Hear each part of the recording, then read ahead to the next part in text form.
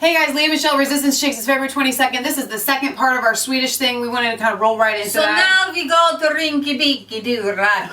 The place you don't want to be because your car will probably be set on fire. They set them on fire because the way they do the things is they create a diversion. So they're doing drug deals and then they set the car on fire and then the police go check out the car and then I do my drug deal and everything okay. It's Sweden. See? No doing, no crime. The crazy thing about this Rinkeby whatever thing that happened the day after Trump said something, which is amazing because nobody would be caring about Rinkeby right now. It was just last night. It was the night before last, but no one was arrested so far. Funny how that goes. Funny how it goes. Alright. Naturligtvis har vi folk på plats.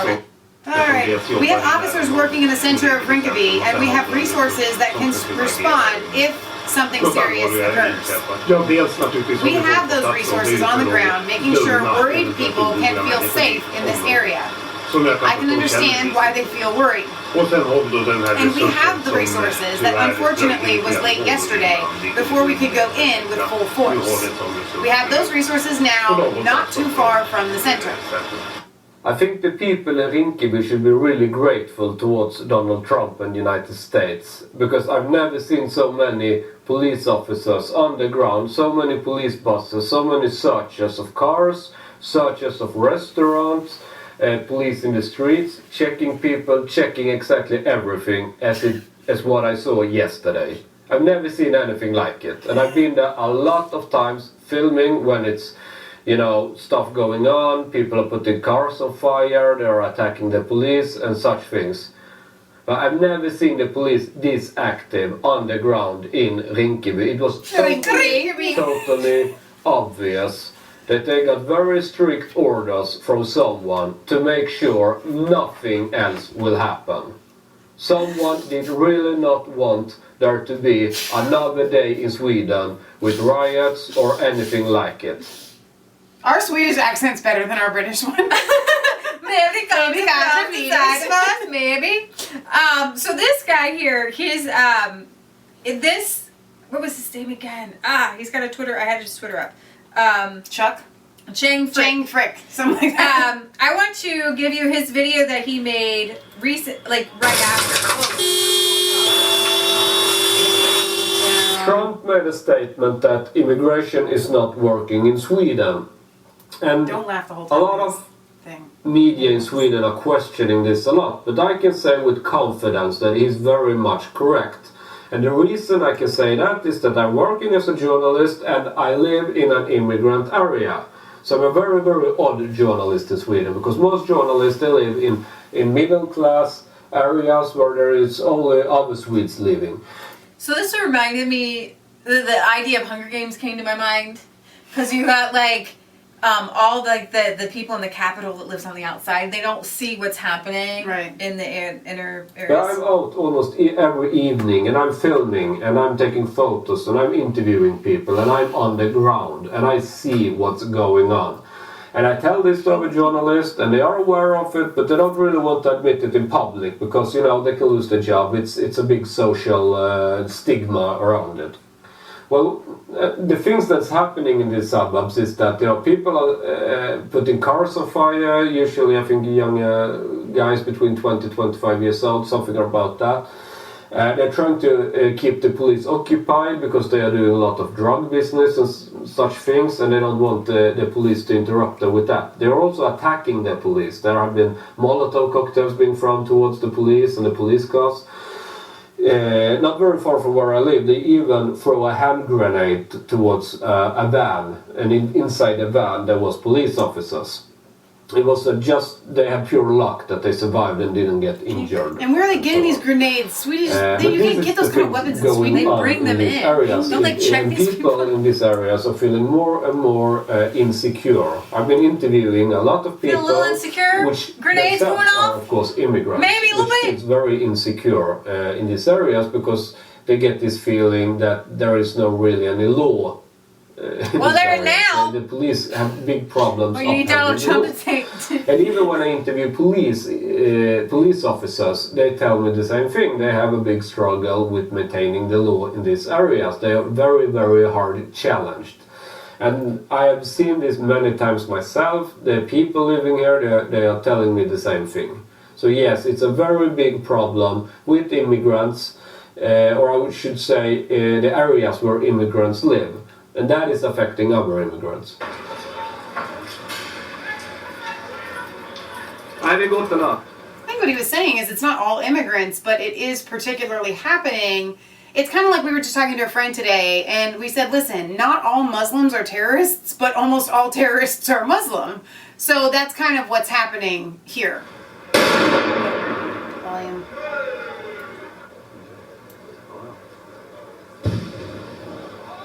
They're like a gang. I mean, they just think they can get away with anything. Swedish media do cover some of the things going on, yes.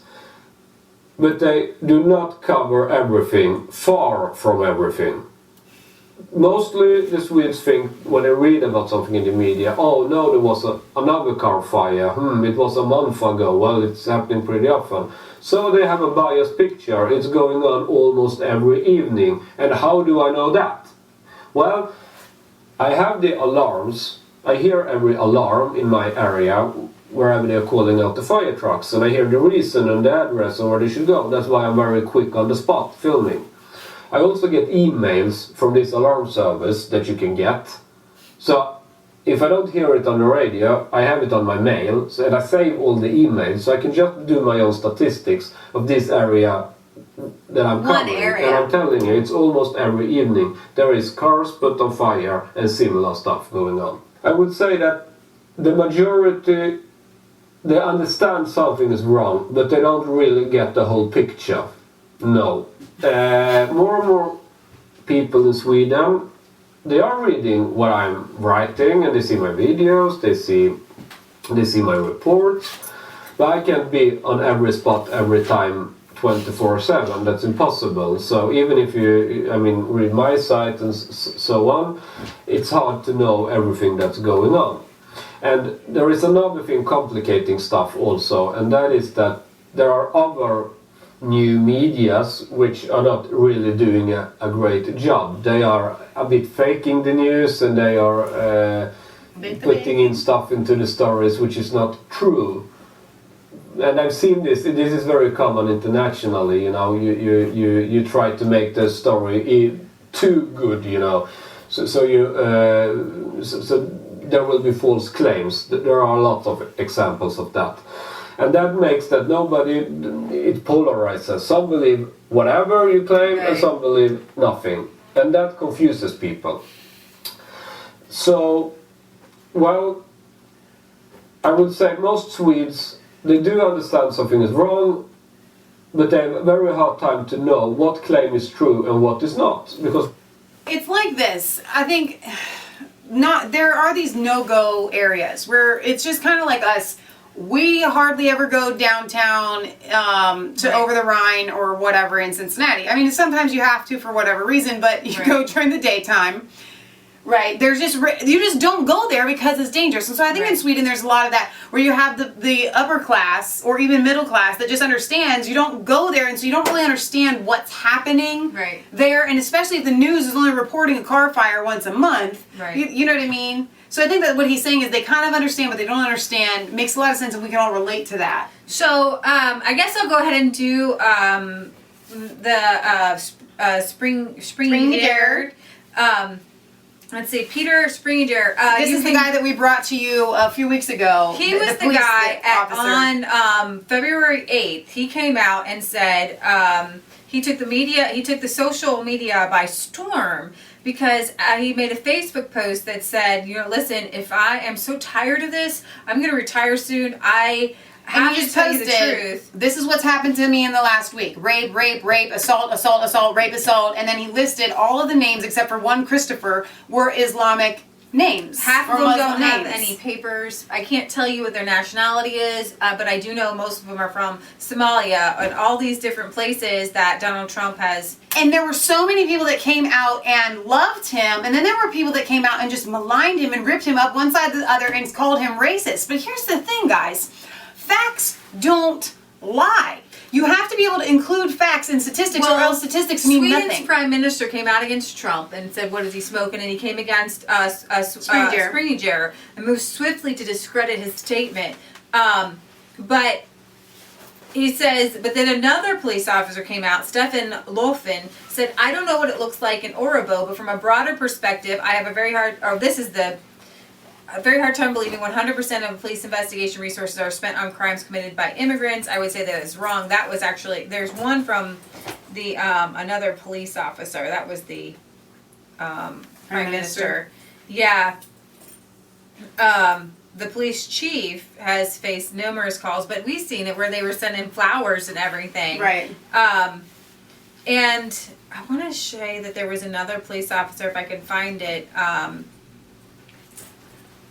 He says, is this one? Thousands rushed to his defense. Stand up. One user who claimed to work for the police in Stockholm, the Swedish capital, said what he said was the truth.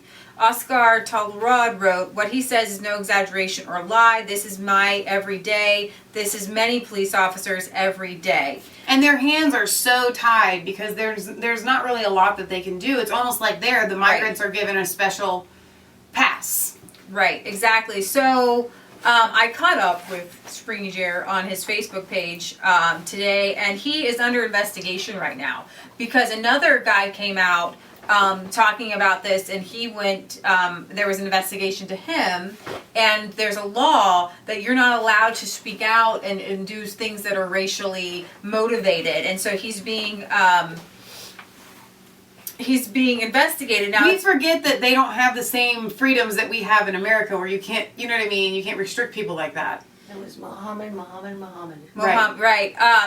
So this was today. He says, speaking of this week's crime, many have wondered around the reasoning that all explanations of criminality would be within the framework of the socioeconomic factors in accommodation. So this is a translation from Swedish. I think that if they all spoke in English, this would be all over the news. But because it's difficult, the translation, it'd be great if somebody could get this in English because we could spread it a little bit easier. But a lot of people are blaming the crime on socioeconomic things, like they're just poor. So and that was Obama's reasoning. So this is a Facebook algorithm translation. You have to take it with a grain of salt. He says, it's that simple. Of course not. The question is more complex than that. He says he and the interviewer are in agreement that the reasoning for certain categories such as rape and sexual abuse against women, of course, can't find their explanation of alienation and socioeconomic conditions. Meaning you can't explain those ones away. Maybe drugs, maybe vandalism, maybe theft, but those things can't be explained away. Where's the other parameters that control? Unfortunately, this didn't get placed in the broadcast in which he was interviewed. Sweden has and so it's really frustrating for him. And he has there's this Peter Springare support group, and you can just press see translation on all of them. And so I've been reading through some of them. He says, interesting post in the discussion of the initiated experience with a detective from Gothenburg, who is also the member of parliament on justice. The article has she left it to express debate. Let's see if it gets published. Let's see, this one has written an attention on Facebook post. In the post, he writes that the absolute majority of people who commit violent crimes, such as murders, rapes, I'm not sure what that word is, committed by persons with a foreign background. I share the same view as Knights, and I base this on my own experience as a police officer in Gotham in 30 years. I haven't personally worked very much with a felony, but I've taken part of crime in Gothenburg in different ways, not least by each day to read the so-called, I'm not sure what that is, who's been arrested for what crime. The situation is of course different in the country. We have 6 districts which are particularly vulnerable where crime is affecting communities, and in Kiruna is nothing. Last time I worked as a police officer was 2010, but still have close contact with my former colleagues. These tell us that the situation has become worse since 2010. Persons with a foreign background is grossly overrepresented in terms of offenders who commit violent crimes. Crime Prevention Council did a survey 2005, current criminal background. It shows that immigrants were overrepresented in certain crimes. Justification to the study was that it is better with facts than guesses, and that the problems won't disappear if you fail to highlight them. And after the analysis, will be easier to put the right measures in. There have been requests to Good make a new legislation in order to obtain facts about the current situation. One justice has indicated that that's not necessary. I believe as a single member of parliament, it is necessary that Good makes a new investigation for the same. That's just like the last thing that it says here. I think that we owe it to all the victims who are victims of violent crimes and many times have their lives ruined. Facts are not prejudiced. Facts aren't racist. Facts are facts. Right, exactly. And I believe he might be referring to a guy who left. There's another guy who left the force and was down in Africa, and that he might have said, there was another guy who said that it wasn't like that when I was there, and Springare is saying, well, wait a minute, this is happening within the past 5 years since you've left. I mean, this is what I'm dealing with. And so what we have here is a reporter on the ground who's saying this, and we've got the police on the ground who are working with the violent crimes. And so we can talk with CNN all that we want in America, and we can look at State Department numbers all that we want, but we need to talk to the people who are on the ground, not the reporters who might be living out and wanting to change the narrative. And Lee and I say this all the time, like with the founding fathers. We have so many people that come to us and they say, well, I read this book and I read this book and I read this book, and so I know that the founding fathers were atheists and deists mostly. Right, and Lee and I always tell them, don't tell me what you read in some book. Right. Tell me that you went back and read the writings, the original writings of our founding fathers, and in mass, not in just little excerpts. Right. And then tell me that they were atheists and deists, because they were not. It's the same thing happening here. Don't tell me what the media has said. Don't tell me what you read in some article. Tell me what you heard from somebody on the ground, from a journalist who actually went there and interviewed people. Right. Yeah. You know? And so, in another one, he says he's having a reflection on the media's strange governments over the debate. He wants to debate. There's one lady who says, I don't see it. And he says, listen, he says, I've been trying to share it, but my answer is blocked. And to read this, you have to pay or something like that. The social media, I'm sure, in Sweden is probably so heavily filtered. Exactly. So, And so go yourselves and read through his posts and understand what's going on over there. You have to talk to the people when you see, like Breitbart did a whole thing on it, and we'll just keep going. We'll just stop here. We'll do the Breitbart thing. Yeah, because we don't want to. I know that some of the videos get long, and you asked us to do the Sweden thing, and I don't feel like it's fair to just come at you. Paul Joseph Walker, he did a really good, did a really good like 10-minute thing. This for you is more in-depth so that you can have a full rounded opinion. So we did a me, and then we've got the police officer and the reporter, and I want to give you one more angle on it, the angle that you've kind of seen a little bit before, but I want to kind of just put those images back in your brain one more time to kind of round out that there's not... I don't want to say there's a thing happening in Sweden. There's a migrant thing happening in Sweden. I want to say there's issues. People are being hurt. That and actually this migrant thing actually didn't start in 2005. It started in 1979 when they felt like they weren't culturally diverse. And they started to bring people in, and then the European Union didn't all of a sudden start bringing people in. It was a flood, but they sent the memo out way before then, and then they trickled in, and then they just flooded in, okay? And they wanted to be so multicultural and so diverse, and all of the people that came were young, a lot of them were impoverished, young men who always seem to have cell phones, which I could never understand. I'm so poor, but I got a cell phone and it always has juice. So I don't know how they work that out. But anyways, this is kind of it's a roundabout issue, and it's not just a Sweden issue, okay? This is a European issue. This is a Muslim issue. This is an Islamic issue. This is a giant issue. Why are they coming up from Northern Africa? Why is there war in Syria? I mean, it's such a big thing, and we can't just put a stamp on it and say, oh, it's migrants. We have to recognize there's war-torn. There's war-torn Africa. There's war-torn Syria. I mean, Muslims are always fighting each other. And my mom's going to answer the phone, and we're going to say goodbye. All right, you guys. This is Leah Michelle signing off for Resistance Chicks, where it's not a conspiracy theory if it's the truth. Don't forget to like, comment, and subscribe to Match 3 and Resistance Chicks. And find us on Facebook, where we can interact with you guys there on a daily basis. We'll talk to you soon.